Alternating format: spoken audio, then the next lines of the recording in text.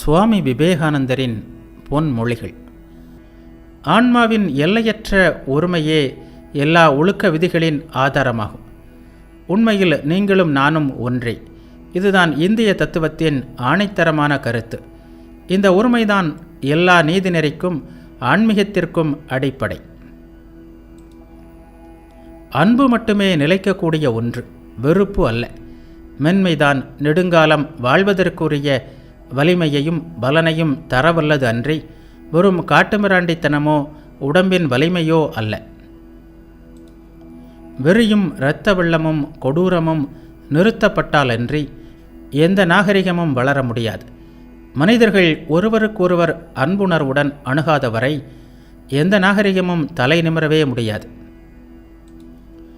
சகிப்புத்தன்மை என்னும் மகோன்னதமான கருத்திற்காக உலகம் காத்திருக்கிறது. நாகரிகத்திற்கு அது ஒரு மகத்தான செல்வமாக விளங்கும். அது மட்டுமல்ல, இந்த கருத்தை ஏற்றுக்கொள்ளாமல் எந்த நாகரிகமும் நீண்ட காலம் வாழ முடியாது. நம் நாடு மத சகிப்புத்தன்மையின் மகத்தான நிலமாக ஆகிவிட்டது.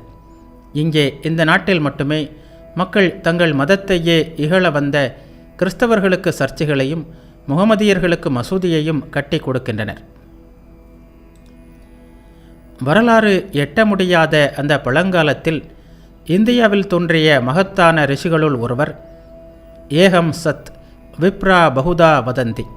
இருப்பவர் ஒருவரை, ரிஷிகள் அவரை பலவாறாக அழைக்கிறார்கள் என்று கூறினார். இதுவரை கூறப்பட்ட வாக்கியங்களுள் நினைவில் நிறுத்த வேண்டிய ஒன்று.